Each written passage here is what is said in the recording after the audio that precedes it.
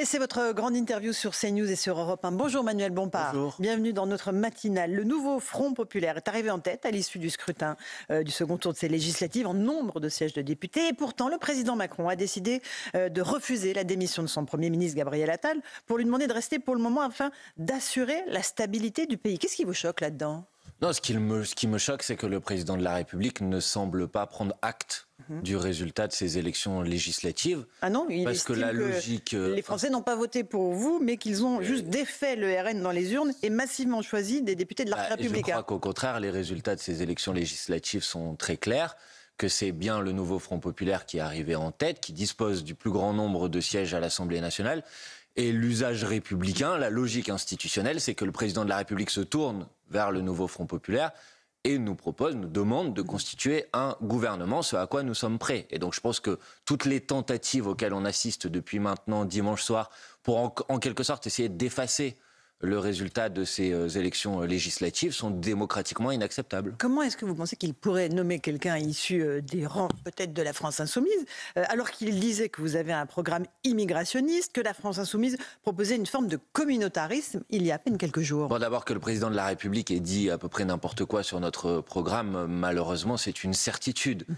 Mais il faut qu'il apprenne quelque chose. Vous n'avez pas un programme immigrationniste? Non, on parlera de ça j'imagine dans le détail, mais il faut qu'il apprenne quelque chose. C'est qu'il est contraint par le suffrage des électrices et des électeurs parfois à prendre des décisions qui ne lui plaisent pas. Mais il est contraint par rien dans la Constitution qui l'oblige à nommer quelqu'un de Mais quelle autre option a-t-il aujourd'hui sur la table qui lui permet de constituer un gouvernement? Il y a une logique institutionnelle. Cette logique institutionnelle, ça a été le cas dans toutes les cohabitations, c'est que la formation politique qui dispose du plus grand nombre de sièges à l'Assemblée nationale est celle à qui on confie la responsabilité de constituer un gouvernement. Et je pense que le président de la République ne doit pas rompre avec cet usage démocratique. Pour l'instant, il n'y a encore aucun nom que vous avez proposé au sein du nouveau Front populaire. Il y a beaucoup de dissensions.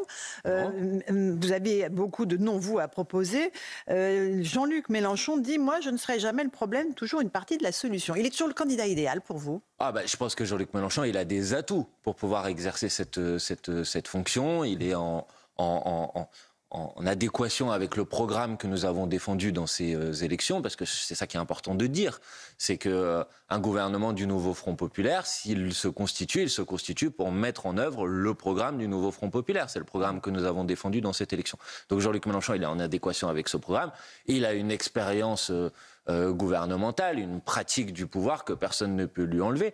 Donc oui, bien sûr qu'il fait partie des options possibles pour être le futur Premier ministre du nouveau. Mais il n'y en a pas d'autres. Si, il y en a d'autres. On en a évoqué d'autres aussi. Et je pense que tout le monde doit entendre l'idée que bien évidemment nous sommes dans une coalition et que dans cette coalition, forcément, ça doit se faire dans la discussion entre les différentes composantes de cette coalition pour trouver un dispositif global qui convient à tout le monde. Manuel Bompard, discussion ou vote? Est-ce que vous êtes d'accord pour qu'il y ait un vote pour désigner au sein du nouveau Front populaire un candidat? Mais un vote entre qui et qui? Les différentes composantes de ce nouveau Front populaire. Mais il y a aujourd'hui 4 composantes. C'est la démocratie. Attendez, aujourd'hui il y a 4 composantes qui vont constituer ce nouveau Front populaire. Ça ne nous a pas échappé. Bien évidemment, il faut que le package, le paquet global qui soit présenté, soit présenté en accord avec l'ensemble des composantes du nouveau Front populaire. Il n'y a pas besoin de... C'est pas 3 composantes contre une. Non, mais est-ce que vous êtes d'accord avec le vote, tout simplement? Mais encore une fois, je vous dis le vote de qui? Vous me dites parmi les composantes, je vous dis on va pas faire... LFI, PS, Europe Écologie Les Verts, PCF. Oui, mais là vous parlez à l'Assemblée nationale, par les députés. Non, pardon, mais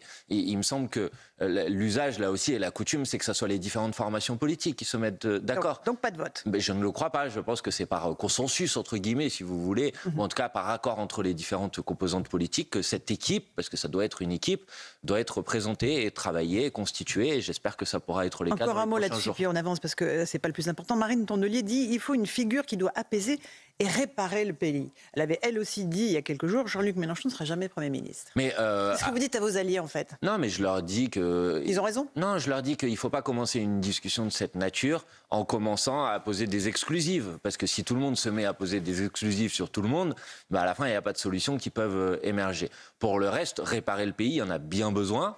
Après, malheureusement, des années de destruction du pays par le pouvoir macroniste. Donc oui, bien sûr, le programme du nouveau Front populaire, c'est aussi un programme qui a vocation à réparer nos services publics, par exemple, à faire en sorte que les gens puissent vivre de leur travail, à apporter des réponses en termes de pouvoir d'achat. Bon, il y a beaucoup de choses à faire, ça, je suis d'accord avec Marine Tondelier sur ce point. Manuel Bompard, il vous manque, si jamais vous arriviez à avoir un Premier ministre issu de vos rangs, plus de 100 voix pour arriver à une majorité absolue, donc faire passer des textes. Avec qui vous alliez, puisque le NFP ne peut pas, le nouveau Front populaire ne peut pas gouverner tout seul? Non, mais je pense que les différentes mesures qui sont celles du programme du nouveau Front populaire peuvent trouver des majorités à l'Assemblée nationale. Y compris avec les voix du RN? Mais avec, vous savez, il y a 577 députés. Je ne vais pas commencer à dire qu'il y a... À exclure l'un ou l'autre. Par exemple, le nouveau Front populaire constitue demain son gouvernement. Et il présente devant l'Assemblée nationale une proposition pour abroger la réforme de la retraite à 64 ans d'Emmanuel Macron. Ce sujet, par exemple, la réforme de la retraite à 64 ans d'Emmanuel Macron n'a jamais obtenu de majorité à l'Assemblée nationale. C'est donc bien qu'il y avait une majorité pour la rejeter. Donc, il est tout à fait possible de trouver une majorité pour abroger cette réforme. Donc, bienvenue aux voix du RN, on est d'accord. Il n'y a pas que sur cette loi abrogation des retraites. Je vois bien où vous voulez m'emmener. Je pose la question. Non, mais moi, je vous réponds très tranquillement. Il me semble qu'il y avait, par exemple, aussi des députés, les Républicains, des députés du groupe Lyotte, par exemple, dans la mandature précédente, qui étaient opposés à la retraite à 64 ans. Donc, pourquoi vous ne me dites pas bienvenue aux voix du groupe Lyotte ou aux voix des groupes Aux voix de droite, Républicains? alors, à ce moment-là. Il y a 577 députés. Pour disposer d'une majorité sur un texte de loi, il faut en avoir plus de 289 et ça s'adresse à l'ensemble des députés. Il y aurait toujours le risque d'une motion de censure qui viendrait Bien sur sûr. un gouvernement Nouveau Front populaire qui pourrait être renversé à tout moment, parce que si on additionne les voix du bloc macroniste avec une poignée de LR, ça suffirait à renverser votre gouvernement. C'est une grande période d'instabilité, en fait, qui s'ouvrirait.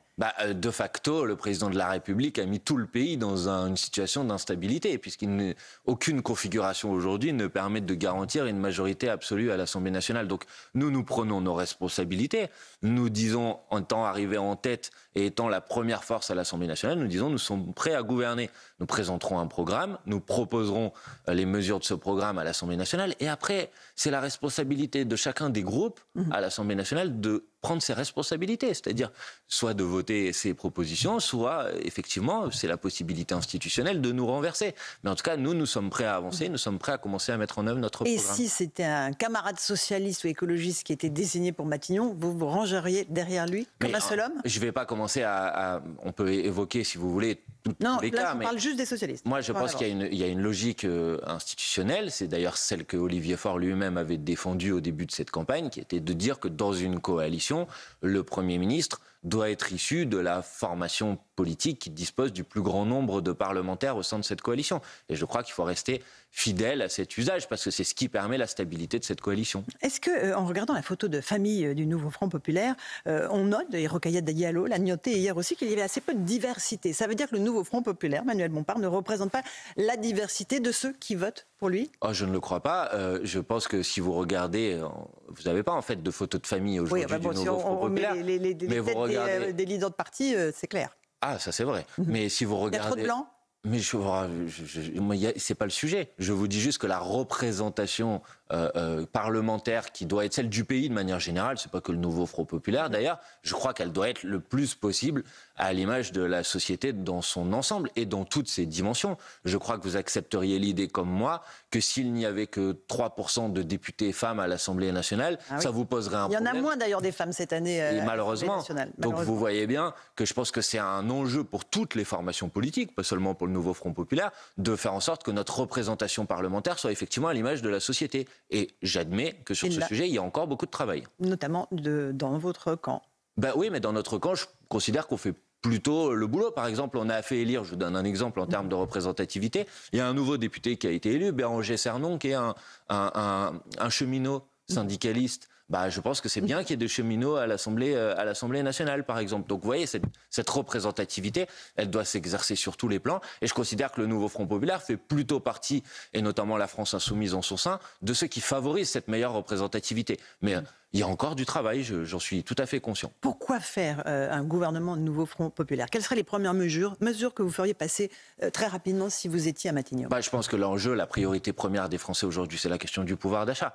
Et que sur ce sujet, on a mis des propositions fortes sur la table pendant la campagne. C'est le blocage des prix sur les produits de première nécessité, sur le carburant, sur l'énergie, pour permettre de faire en sorte qu'on revienne on va dire, à des prix qui sont des prix raisonnables, ce qui n'est pas le cas aujourd'hui. On a connu une inflation qui est une inflation extraordinaire et les revenus, les salaires en particulier, ne se sont pas alignés sur cette inflation. Donc blocage des prix, SMIC. Augmentation des salaires. Donc augmentation des salaires, c'est le SMIC, mais c'est aussi l'augmentation de 10% du point d'indice des fonctionnaires. Sur les salaires, sur le SMIC, les petits patrons sont très inquiets, notamment les patrons de TPE. Ils se disent, nous, on se verse à peine un SMIC. Comment on pourrait augmenter nos salariés de 14%? Je crois qu'il faut regarder notre programme dans sa globalité, parce que si vous regardez notre programme dans sa globalité, je vous parlais par exemple du blocage du prix de l'énergie. Je sais que beaucoup de petites et de moyennes entreprises, elles souffrent beaucoup aujourd'hui de l'augmentation du prix de l'énergie, qui a un coût extraordinaire pour eux. Si vous bloquez le prix de l'électricité, ils vont retrouver des marges de manœuvre financières. Ensuite, il faut bien sûr des dispositifs d'accompagnement. Vous savez, en Espagne, le SMIC a été augmenté de 30%. Contrairement à ce que dit Gabriel Attal, ça n'a pas détruit. Gabriel Attal invente un chiffre de 500 000 emplois. Personne ne sait d'où sort ce chiffre. En Espagne, ça a permis de créer 800 000 emplois.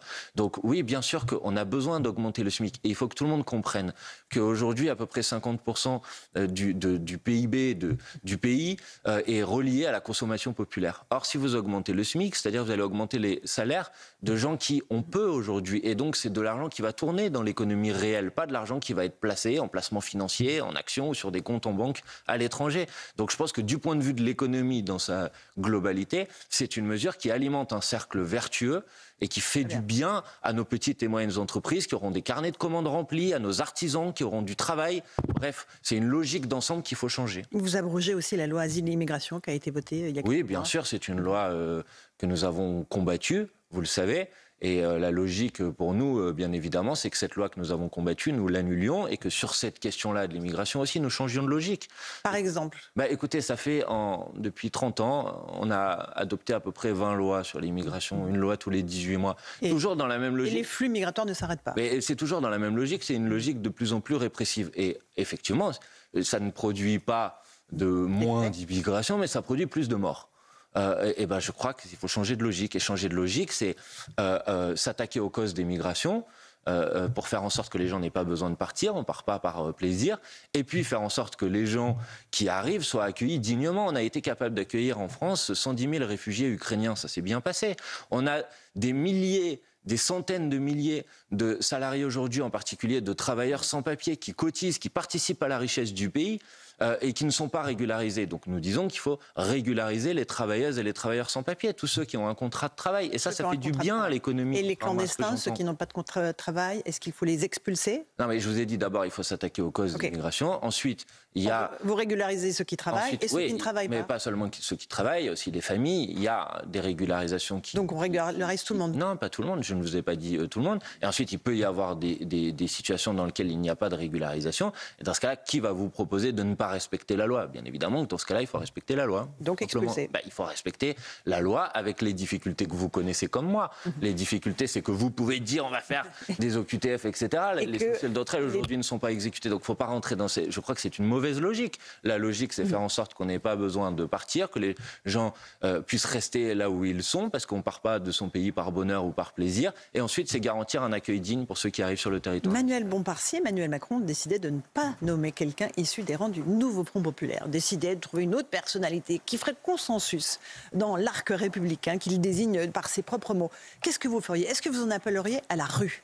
Mais en fait, c'est de la politique fiction, ça, parce qu'aujourd'hui, j'observe que et les Républicains et ceux dont on dit que dans le nouveau Front populaire, ils seraient susceptibles de pouvoir participer de cette fameux arc républicain dont je n'ai toujours pas compris les contours, aucun d'entre eux n'envisage cette possibilité. Donc moi, vous savez, les si qui s'accompagnent de si, qui s'accompagnent de si, moi je regarde les choses telles qu'elles sont réellement et aujourd'hui cette hypothèse pour moi elle n'est pas sur la table puisqu'elle n'a aucune réalité, tout simplement. Merci Manuel Bompard. Merci.